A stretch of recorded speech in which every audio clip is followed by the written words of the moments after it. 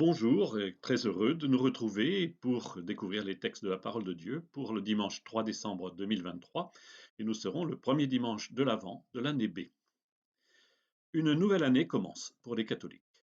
Nous entrons dans l'année B et ce dimanche 3 décembre, c'est le premier dimanche de l'Avent. Ces 4 semaines vont nous préparer à fêter Noël et à accueillir la venue de Jésus. La méditation des textes de ce premier dimanche de l'Avent peut nous aider à discerner et à choisir comment vivre concrètement l'appel de Jésus dans l'Évangile. Prenez garde, restez éveillés. Dans la première lecture, le prophète Isaïe interpelle le Seigneur. Ah, si tu descendais. Quant à saint Paul, dans la deuxième lecture, il rassure les Corinthiens. Le Seigneur vous fera tenir fermement jusqu'au bout.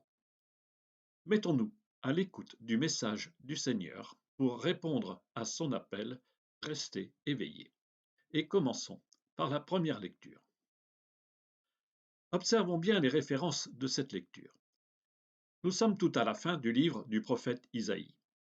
Les derniers chapitres sont une collection disparate de paroles mises sous le nom de l'ancien prophète. En réalité, nous sommes plusieurs siècles plus tard. Une partie du peuple est revenue d'exil, mais le cœur est lourd, le temple n'est pas encore reconstruit. La prière du prophète supplie Dieu d'intervenir. Nous lisons donc, comme première lecture, quelques versets des chapitres 63 et 64 du livre du prophète Isaïe.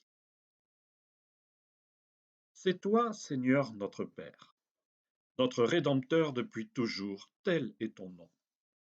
Pourquoi, Seigneur, nous laisses-tu errer hors de tes chemins? Pourquoi laisser nos cœurs s'endurcir et ne plus te craindre? Reviens à cause de tes serviteurs, des tribus de ton héritage. Ah, si tu déchirais les cieux, si tu descendais, les montagnes seraient ébranlées devant ta face. Voici que tu es descendu. Les montagnes furent ébranlées devant ta face. Jamais on n'a entendu, jamais on n'a ouï dire, nul œil n'a jamais vu un autre Dieu que toi agir ainsi pour celui qui l'attend. Tu viens rencontrer celui qui pratique avec joie la justice, qui se souvient de toi en suivant tes chemins. Tu étais irrité, mais nous avons encore péché, et nous nous sommes égarés. Tous nous étions comme des gens impurs, et tous nos actes justes n'étaient que linge souillé.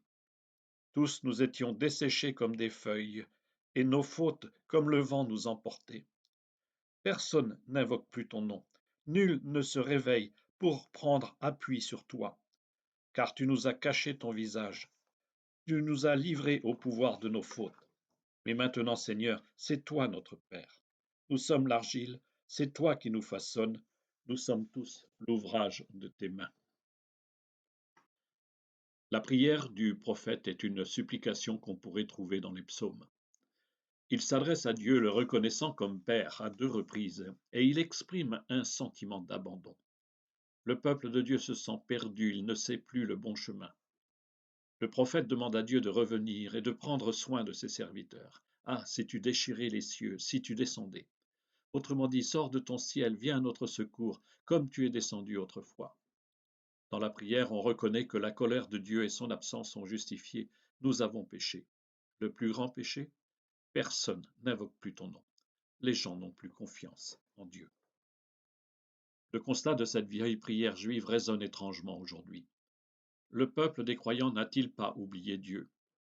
Nous voudrions tellement que Dieu intervienne ici-bas, qu'il déchire les cieux qu'on croit muets. Et pourtant, pour les chrétiens, Dieu n'a-t-il pas déchiré le ciel déjà? N'est-il pas venu sur terre? Ne nous a-t-il pas révélé la bonté et l'amour d'un Dieu dont Jésus nous a appris qu'il était vraiment un Père? Et si le cœur du message pour les Juifs comme pour les chrétiens était ici, dans l'image finale, Seigneur, c'est toi notre Père, nous sommes l'argile, c'est toi qui nous façonnes, nous sommes tous l'ouvrage de tes mains. Laissons-nous façonner par sa parole, car Dieu vient, et il est déjà là, au milieu de nous. Découvrons maintenant la deuxième lecture. Cette deuxième lecture est extraite de la première lettre de Paul aux Corinthiens. C'est l'une des plus anciennes lettres de l'apôtre dont nous lisons le tout début. Après avoir salué la jeune communauté grecque, Paul rend grâce à Dieu pour tous les fruits que le Seigneur a produits chez eux. C'est cette action de grâce, une prière quasi eucharistique, que nous entendons. Elle se découvre au chapitre 1 de la première lettre de Paul aux Corinthiens, les versets 3 à 9. Frères, à vous la grâce et la paix de la part de Dieu notre Père et du Seigneur Jésus-Christ. Je ne cesse de rendre grâce à Dieu à votre sujet pour la grâce qu'il vous a donnée dans le Christ Jésus. En lui vous avez reçu toutes les richesses, toutes celles de la parole et de la connaissance de Dieu, car le témoignage rendu au Christ s'est établi fermement parmi vous. Ainsi, aucun don de grâce ne nous manque à vous qui attendez de voir se révéler notre Seigneur Jésus-Christ. C'est lui qui vous fera tenir fermement jusqu'au bout, et vous serez sans reproche au jour de notre Seigneur Jésus-Christ. Car Dieu est fidèle, lui qui vous a appelé à vivre en communion avec son Fils, Jésus-Christ, notre Seigneur. La prière de Paul est une action de grâce littéralement, d'après les mots en grec, une Eucharistie. Et c'est plus qu'un simple merci. C'est le cri du cœur de celui qui reconnaît avec bonheur que Dieu est là et qu'il agit dans sa vie. Dieu donne sa grâce avec profusion. Je ne cesse de rendre grâce à Dieu. En lui, c'est-à-dire en Jésus, vous avez reçu toutes les richesses, toutes celles de la parole et de la connaissance de Dieu. Avec les Corinthiens, reconnaissons que Dieu nourrit son peuple. Il nous est possible de connaître Dieu en écoutant et en méditant sa parole. Nous sommes appelés à vivre en communion avec son Fils en mangeant la parole de Dieu, selon une belle image des livres d'Ézéchiel ou de l'Apocalypse. Apprenons à vivre de sa parole, à en faire notre pain quotidien, et comme Paul, à rendre grâce au Seigneur pour les dons qu'il nous fait. Découvrons maintenant l'évangile de ce dimanche. Et donc mettons en pratique ce que nous venons de méditer chez Paul. Écoutons les paroles de Jésus dans l'évangile de ce dimanche. C'est un bref passage de l'évangile selon Marc. Le deuxième évangile de notre Bible servira de fil conducteur tout au long de cette année B. Pour ce premier dimanche de l'Avent, nous voilà emportés juste avant le récit de la Passion, où Jésus va être arrêté et mis à mort sur la croix. Marc place ce message de Jésus comme un appel urgent à ne pas s'endormir à l'heure de la grande épreuve. Cette lecture comprend les versets 33 à 37 du chapitre 13 de Marc. En ce temps-là, Jésus disait à ses disciples, « Prenez garde, restez éveillés, car vous ne savez pas quand ce sera le moment. C'est comme un homme parti en voyage, en quittant sa maison, il a donné tout pouvoir à ses serviteurs, fixé à chacun son travail et demandé au portier de veiller. Veillez donc, car vous ne savez pas quand vient le maître de la maison, le soir ou à minuit, au chant du coq le matin. S'il arrive à l'improviste, il ne faudrait pas qu'il vous trouve endormi. Ce que je vous dis là, je le dis à tous. Veillez. » Si Marc place ces paroles avant le récit de la Passion, ce n'est pas un hasard. Les mots de Jésus sont presque ceux qu'il prononce dans sa prière à Gethsémani.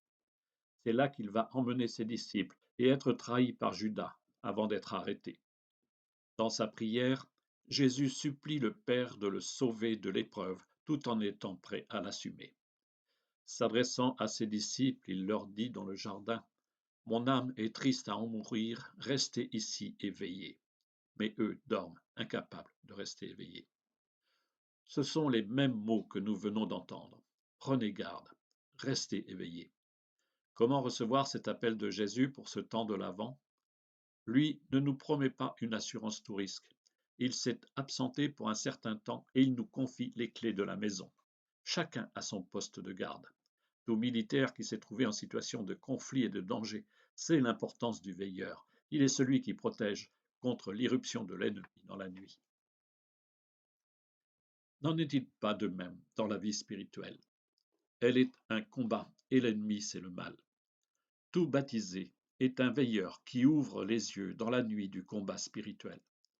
Rester éveillé, c'est savoir nommer le mal, c'est guetter l'horizon et apprendre la patience, car le Seigneur vient.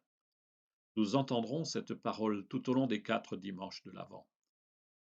N'est-ce pas s'endormir si fatigués par la routine quotidienne, nous ne savons plus trouver le temps de prier, de méditer la parole, de porter vers le Seigneur la vie, les joies et les souffrances de nos frères.